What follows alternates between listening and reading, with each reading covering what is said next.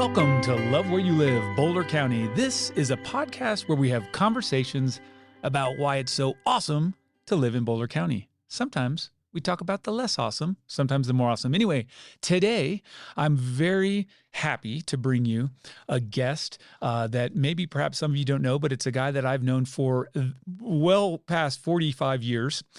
This is a guy who just recently celebrated his 50th birthday.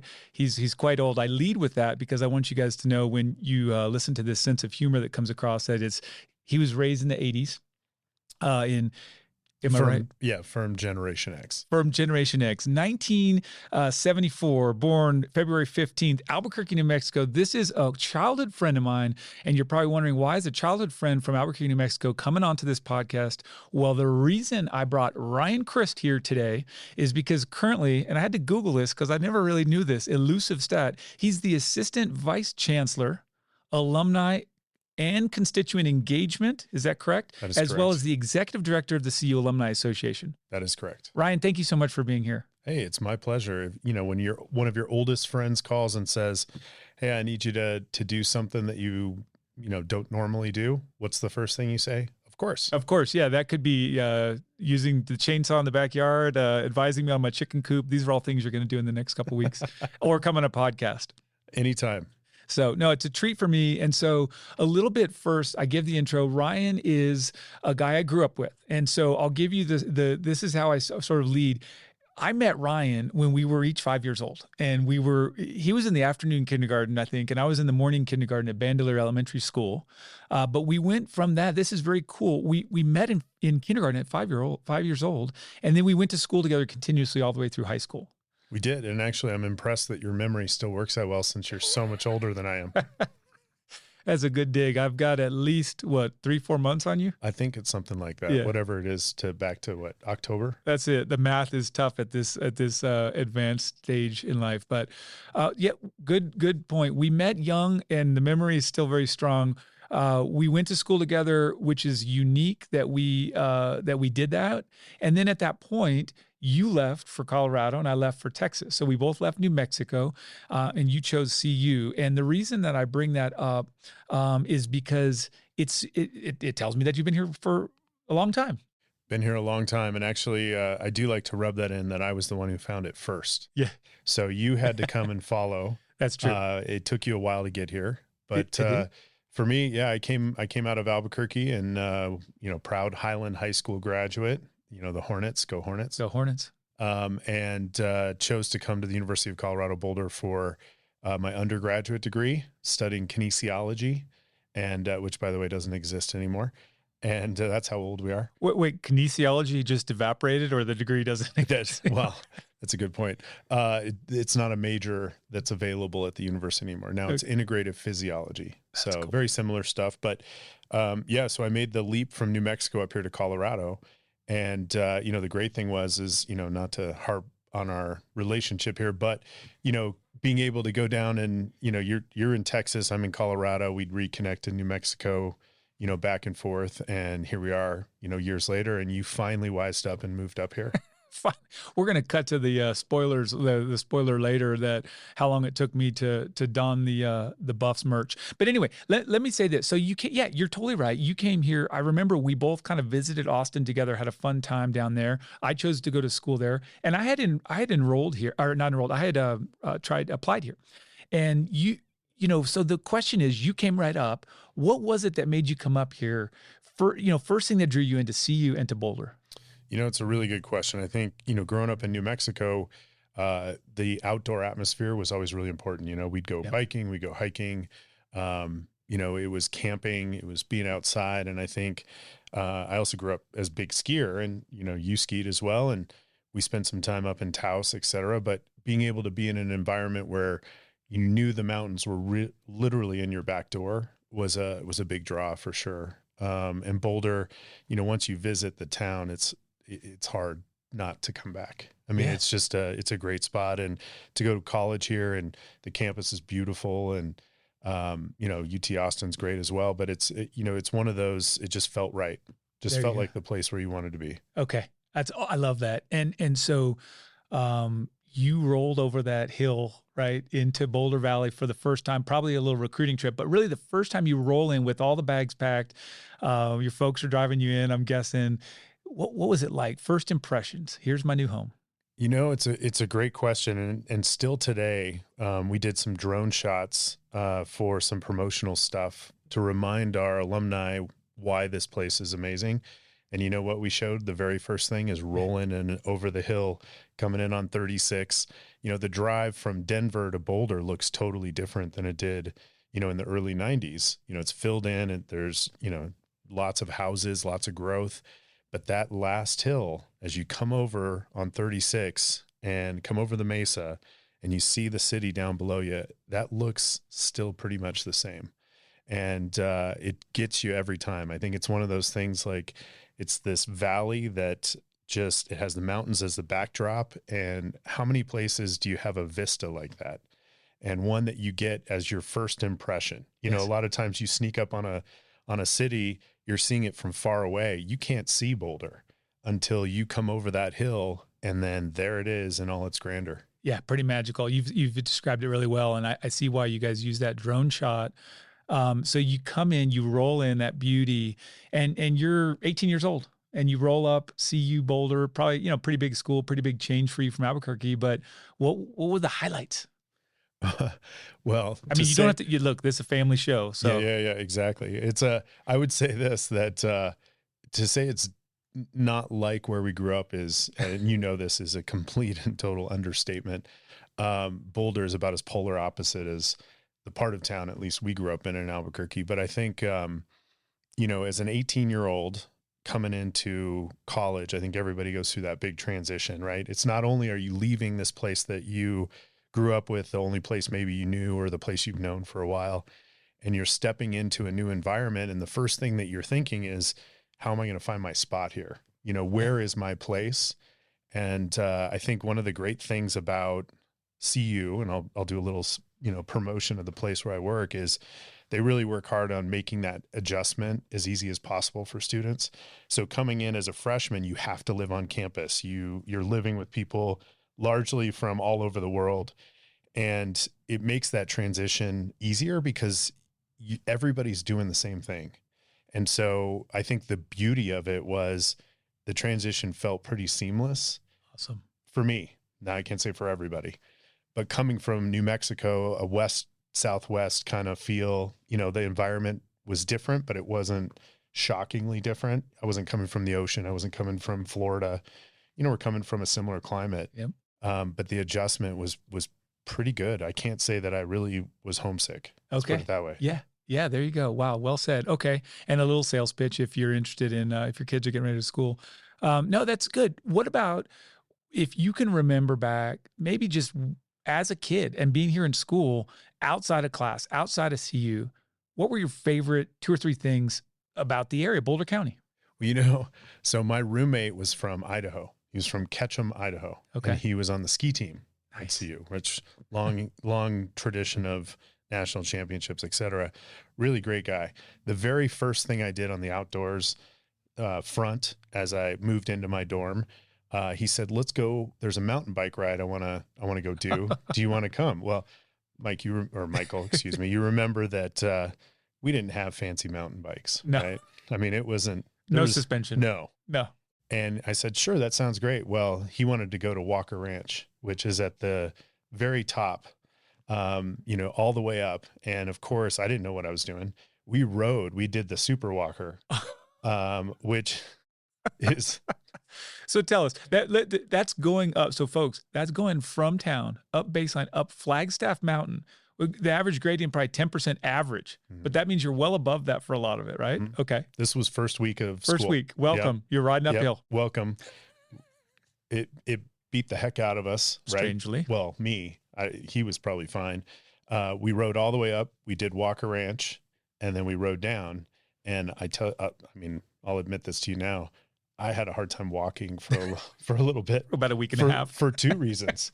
One, my muscles were sore, and 2, a little bit of saddle soreness going on. Hadn't been on a bike for, yeah. Yeah. Wow. So your intro is Super Flag or Super Walker. Yeah. Oh Yep. my word. Great stuff. I don't know if I could do that today. I'll be honest. Yeah. I don't know that most people can do that. It is a tough ride. So, oh my gosh, that's awesome. So that's a good impression or bad? That's a welcome to Boulder. I mean, that's, you've ridden up Yeah. Flagstaff numerous times, right? I mean, and back in the early 90s, there wasn't nearly as much traffic. okay. So you didn't have to contend with the cars as much. Yeah. But it's a beautiful ride and you get viewpoints the whole way up. Incredible. The grade is pretty ridiculous. Yeah. And then once you get over the top and you start going down to where you get into the start of Walker, it's like all of a sudden it opens up and it's this beautiful, you're up in the mountains. Yeah. And then that ride is one of the best around for sure. Walker Ranch, super fun little mountain bike. And it's not easy there either. So you've done this hard ride to go do a hard ride. It was painful. Okay. So you're rooming with the ski guy. Tell me about this. You mentioned before you came up here. When was the first time you went skiing and where'd you go? That's a really good question. I was pretty lucky. I ended up meeting a couple Coloradans that had places up in the hills. Gotcha. And so a lot of people would say, oh, Eldora, in the, gosh, what's it been 30 years that I've been here? Yeah. I've skied Eldora twice. Twice in there. Oh my word. 30 years. No, 3 times. Sorry. 3 times. I went up with Tyler, but so it really was Copper, I think was the first place. Wow. And that's still my primary spot. That's where I like to go. But I think, having skiing close was always a draw. And the ironic thing was Eldora is a great, great little mountain, but it was just, I don't know why it just didn't happen for me. Yeah. No, fair enough. Fair enough. I think that's, and Eldora, I was actually just noticing this because I have an Eldora sweatshirt, 1962, founded in 1962, been the local hill. We go there all the time. And I think that it's like a 45-minute drive from my house, which is why, and my kids are still young enough to where if we get up there and you do 2 runs, you haven't invested a lot of time. But that's. Well, Tyler, my son is on the Boulder Valley School District ski team. Oh, that's cool. And so that's where they train. So here he's in high school down in Louisville. He goes to a school in Louisville, and every Monday, Wednesday, and Friday and Saturday, they're up training. And they can do it and still go to school. That's how close it is. Yeah, that's fantastic. Yeah, that's fantastic. It's pretty cool. And so imagine that, like we're, having a ski team in high school. Super cool. So we'll just quickly stay there.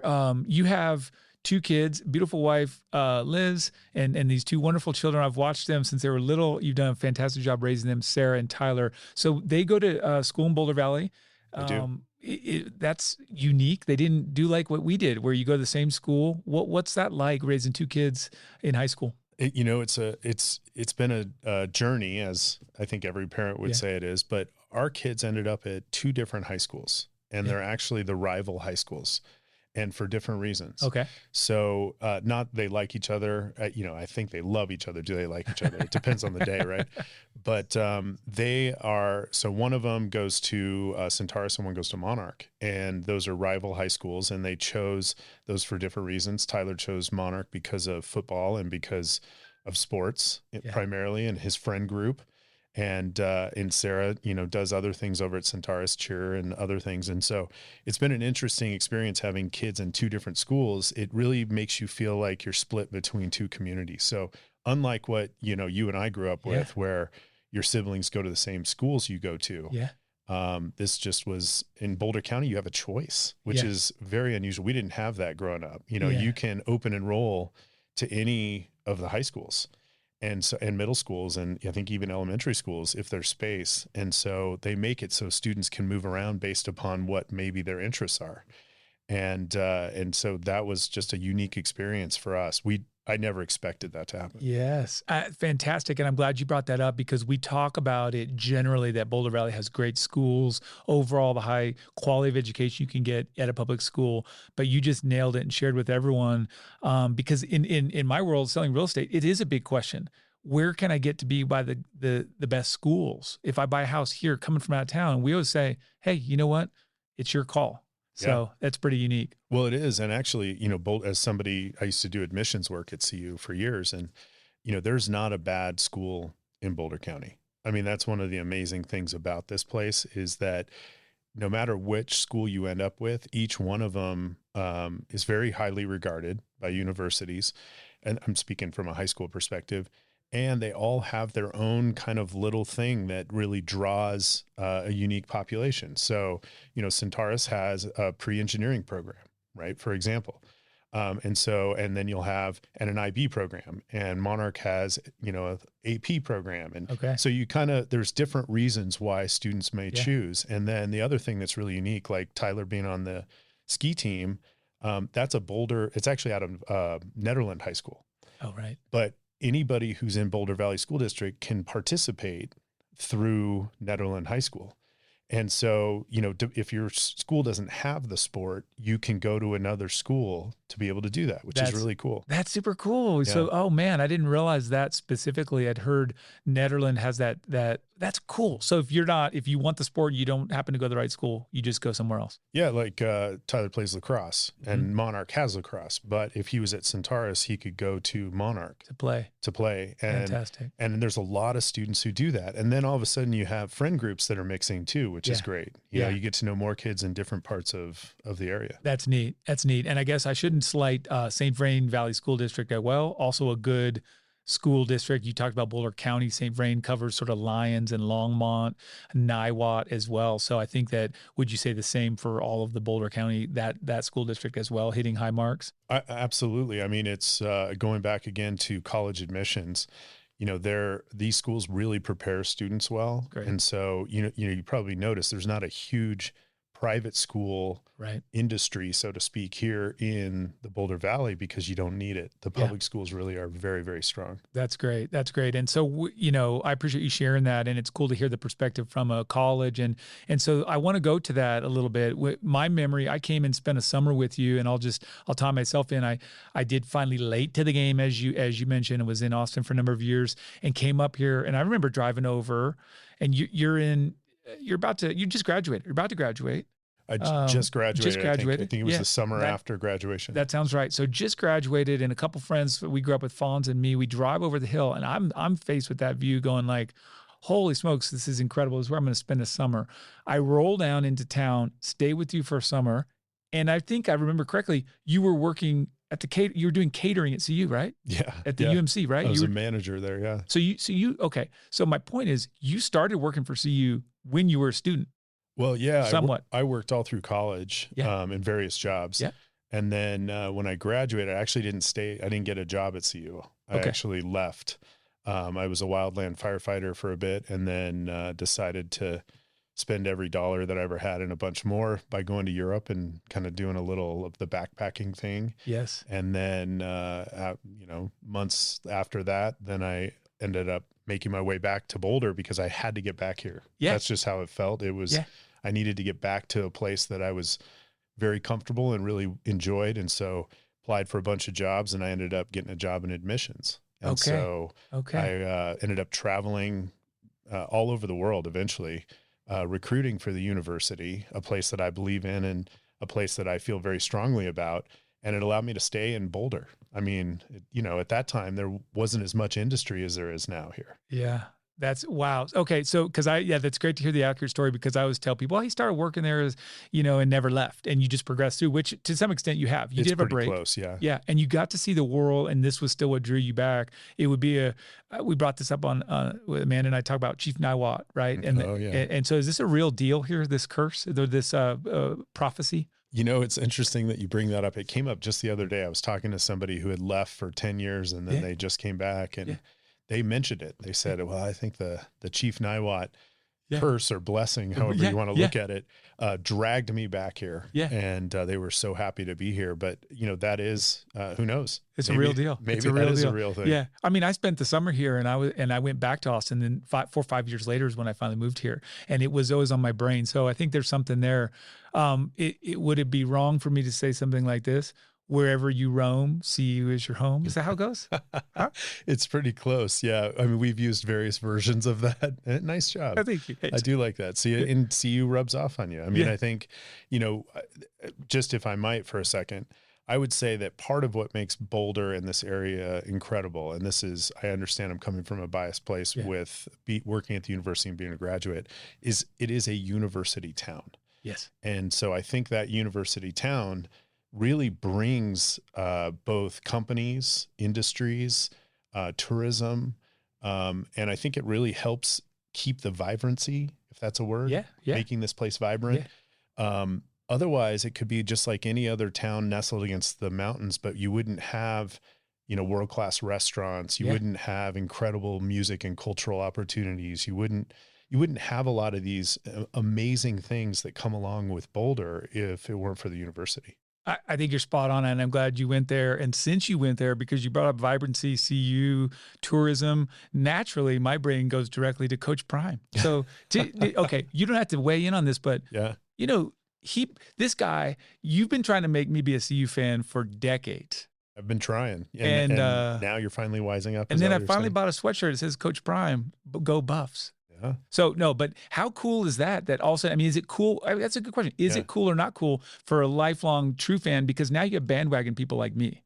Oh. Is it amazing? Is it good, bad? It's incredible. There's always room on the bandwagon. Okay. I mean, it's, one of the great things about something like college sports, right, is that if you get people that are excited about supporting something, you're supporting the student athlete is really what it's about. That's a good point. And so, the more people that come on board, the more people that help support the program, I think what it does is it helps our student athletes. And those student athletes are, they're students and they're athletes. Yep. And so you're helping those students. And I think having Coach Prime here has been incredible for our alumni base. It's been incredible for visibility. I mean, some of the things that are out there is, in 1 year, we have gone up 1,000% in merchandise sales. That's amazing. So, and that's because of visibility. Yeah. With somebody like Coach Prime, and people like the message he's giving. Or a lot of people, not everybody, but a lot of people like the message he's giving. His personality, his history, what he's done, his competitiveness, and so I think that draws a whole different set of folks to the university, to Boulder. We have people visiting Boulder that have never been to Colorado. Right. But they're visiting now to see Coach Prime. Yeah. I mean, we were on 2 of the biggest national college game day shows on the same day. First time that's ever happened. Yeah. I was in the background because I was, after dropping my kids off, I was driving through campus and I stopped and tried to get on the, I was that guy. Yeah.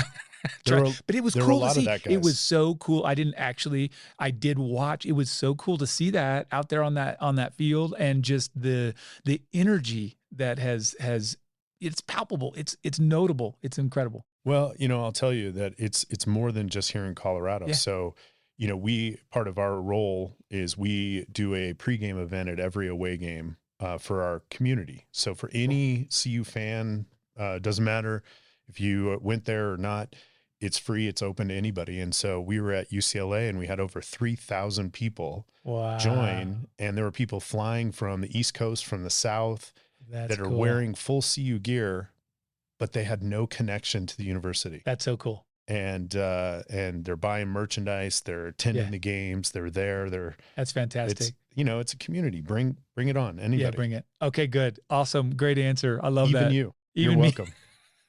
And I do have to fight my son now for the hat. You gave me a ball cap a couple of years ago, and we wear it. We spar for that. He likes it too. So, good stuff. Now, just as you mentioned, I wanted to talk a lot about CU, which we've done, but that's not all you do. Right. You've been for a long time now, and I don't know, probably 20 years. I mean, you've been a firefighter for Louisville. You're an EMT. Yep. You're a firefighter. That's Louisville. Correct. Tell us about that.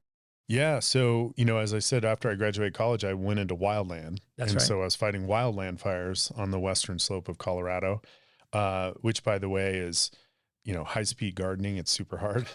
High-speed gardening, but sounds difficult. It's a very, met some of the most amazing people and some incredible experiences, but I really fell in love with the fire service. After 9/11, I wanted to do something like a lot of people. Yeah. That was a pretty significant time in our lives. And so I was driving by the Louisville Station 2 on via Appia, and there was a big sign outside that said, "We need people." It was 100% volunteer at the time. Wow. And so I went in and applied, and it actually just passed 20 years. Dang. Not too long ago. So it's been a long career there, and I've really enjoyed it. But it's also allowed me to do some really neat stuff in Boulder County that you never would have expected. It's watching the city grow and how houses are interfacing with urban wildland interface, and Yes. with open space. We had those horrible fires a few years ago, which really impacted our communities, and watching the community come together, Yep. was really rewarding. Yeah, you see the good and the bad of that. I remember talking to you after that, the Marshall fires, over 1,000 homes burned. Marshall, Louisville, Superior. You lived in Louisville. You now live very close. But what was that like? I mean, you're seeing your places, your peers, your neighbors, your friends, your family. Some of the firefighters, probably family, all that stuff. You're in the midst of that. You're kicking down fences and helping that thing. Tell us about that a little. Yeah, it was pretty wild. I mean, it's when you see fires like that happen various places, like Paradise in California, horrible situation, a lot of deaths, a lot of destruction. All the elements seem to line up in the wrong way, right? And so that day was a pretty traumatic day for our community. And I think for those of us that were fighting the fire, it was, people's houses that you knew. Yeah. You live in that community and you're trying to save that house of that person that you've known for years, and you can't do anything. I mean, the winds are 100 miles an hour. Things are blowing over your head. You're doing everything you can. There's nothing you can do. So it was traumatic in that regard, I would say, but it was also, there was 2 lives lost, which is never a good thing, but only 2. We were pretty lucky. Pretty amazing, that many structures and that few lives. That is, you're right. It's horrible to lose anyone, but you were in the midst, you were doing that. And then now you've watched it rebuild. You mentioned it, the strength of the community. Any sort of highlights that you would just share that great story? Yeah. So, I think all the communities, Louisville and Superior were hit pretty hard. Yep. Both of those communities lost, I think, over 500 homes, something like that. That's right. And so I think that, a huge swath of the community was gone. Yeah. And those families were gone. Yeah. And so, for a while, that land was empty, and there was a lot of mitigation going on and some really hard scenes to drive by every day. Felt very empty. And then the houses started springing up. Yeah. And it brought new life. It brought new excitement. And I think one of the things that's been great to see is that the way they designed that community, the replacements, at least I'm speaking about Louisville because that's the one I'm most familiar with, right, is they really did a good job of trying to bring back the sense of community and the neighborhood feel, and also the uniqueness of not all the homes are the same. They're a little bit different. It provides a little character, and it's prime real estate. So it is, there's a lot of folks that I think, unfortunately they couldn't stay. They had to sell their land. But others have moved in, a lot of families, bringing a lot of life back to the community. That's awesome. Great perspective. And I couldn't agree more. It was really hard to drive through there, almost like a movie set. And then now back in, 21, I guess that was the beginning of 22. And now where we are is really uplifting. Just seeing that it's like flowers springing up in springtime. It really is a cool scene. I echo that. So thank you for sharing. And then, okay, here's a couple things we talked about. I just want to go right to, you moved here, you talked about some highlights. Let's talk about a little bit of the change, maybe some positive or negative changes you've seen, anything that you would highlight in Boulder County. You'd say, you know what, this is something to watch out for. If you're coming here, we've painted a pretty good picture. What are some things to sidestep or be aware of? Yeah, it's interesting. Every community has its positives and negatives, right? And I think Boulder, it's always rated as one of the best places to live. It's, most friendly for bikes, best restaurants, you can go down the list, right? Yep. It is an amazing place to be.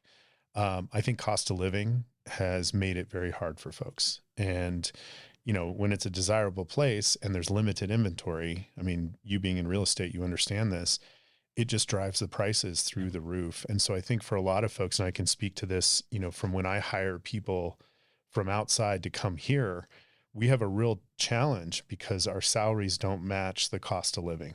Yeah. And so that creates a dynamic that makes it really hard for folks. And so I think the reality for a lot of people is they want to be here, but it's hard to be here. It's difficult. It is. And I think that, the city and the cities, Boulder County in general, is really grappling with this, and they're trying to figure out how can we create more inventory or how can we create more opportunity. at different income levels, at different cost levels. And I know it's a big topic. I don't think anybody has the perfect answer yet, but we are seeing some attempts at this in various communities around and in Boulder. I would like to see, that problem be addressed a little bit more aggressively, I think, because it could bring more people here. And the university's even looking at it, and how can we contribute to helping to provide more opportunity for a variety of people in socioeconomic areas, different areas, to be able to survive in Boulder. So the university is looking at different housing options and subsidizing things and trying to create some new spaces. I think you're spot on. I appreciate hearing the perspective, and I do think that's a big drawback. And you mentioned something. I did recently read that CU is attempting to do that, to provide, create, and establish housing that faculty and staff can live in and can be close. So you're not saying, hey, I have this budget, I've got to be in a great community, but 30 minutes away or 45 minutes away. It hurts on the commute too. I mean, getting into Boulder is challenging, it's right? Not easy. Yeah. And so, and there's lots of talk about trains and public transportation and some of those needs. And I think we have a really, really good bus system, yes, which is fabulous. But there is a need to get more people from Denver and East Boulder and past, towards I-25 in the east, correct, to Boulder in a more efficient way. And so that's where a lot of my staff live, or, right, on the eastern part of the county or further, because of the cost. And so to have more efficient ways to come in would be great. But the university is looking at some good options. I like it. I do. And I think of young Ryan Chreist riding up to Walker Ranch. If more people could ride like that, those young legs would power you from the Carbon Valley of east of 25 all the way in. Let's shift gears to some fun stuff here real quick. This has all been fun for me, but I'll ask you just a couple of quickies. So you could just come up with this. What's your favorite give us your favorite restaurant people need to go to. And the last time I got 4 answers on this question. So you give me as many as you want, but what favorite restaurant people have to go to? Boy, that's a tough one. I'll divide it up into a couple categories. If that works. So I think the go-to when you look at great food, good atmosphere, not excessively expensive, Santos. Okay, nice. Yeah, okay. Tell us where that is. That's North Boulder. Yes. So it is right off of Broadway. That's it. And the chef, and I will, there's a couple things I have to say about the chef. Number one, a New Mexico root. That's right. So it has kind of a Southwestern feel, and you can get legit hot green chili there. That is correct. Which is important. He's also a CU grad.